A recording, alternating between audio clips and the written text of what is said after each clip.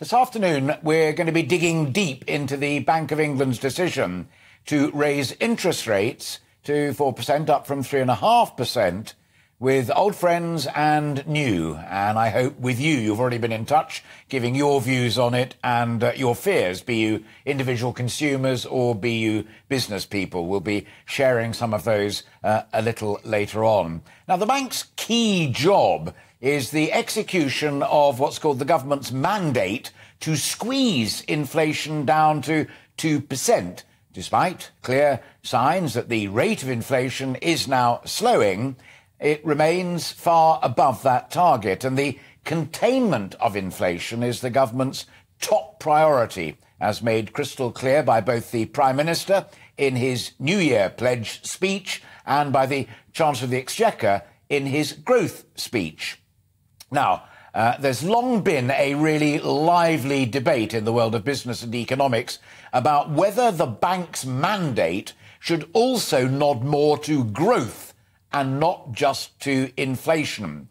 Historically, the government cut rates when they wanted to boost economic activity, and the historical low rates of interest that the bank is now raising had their roots, of course, in the financial crash of 2007-2008 and more recently in the pandemic. Now, famously, Gordon Brown ended all of that, judging that it is dangerous to mix the political and the economic, and he made the Bank of England independent in the matter of setting interest rates and doing battle with inflation.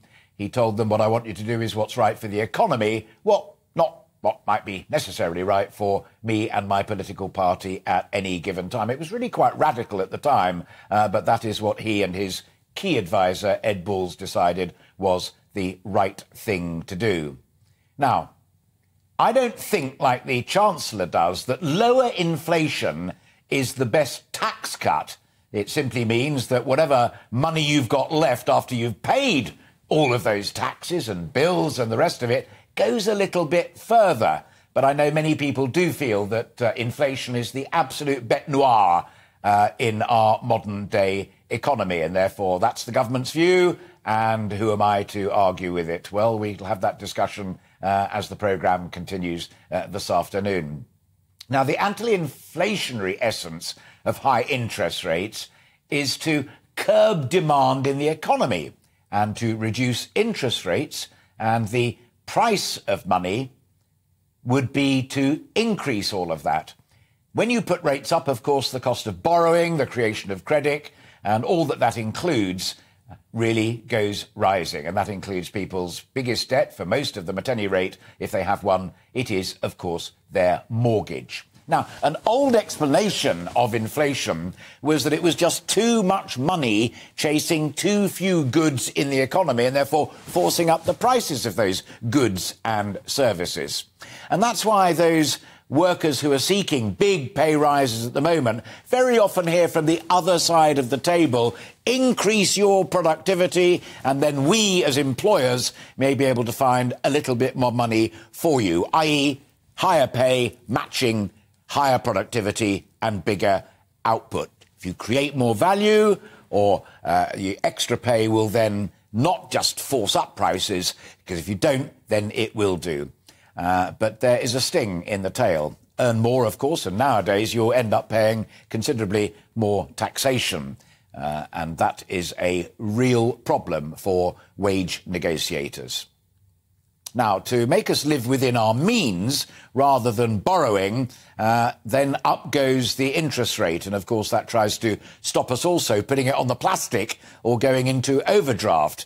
Even those who can get a boost from higher rates of interest, that's the savers, of course, they have to save first rather than spend in the economy and boost demand. So if there is a real threat out there, which I think there is, of a recession, then all of that is, in a sense, counterintuitive.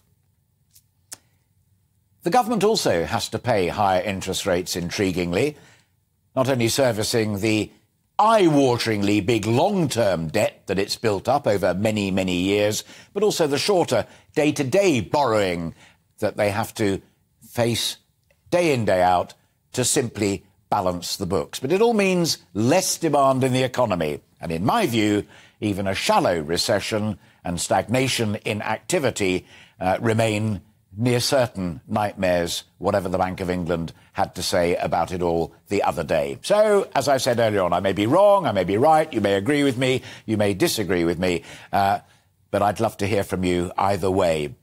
So let's get into the discussion now, and what will the impact of it all be, and will it actually work?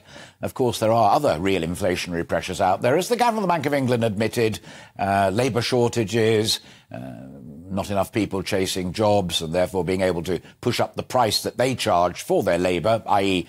Their wages, and, of course, energy, which many feel is at the pounding heart of the cost of living crisis.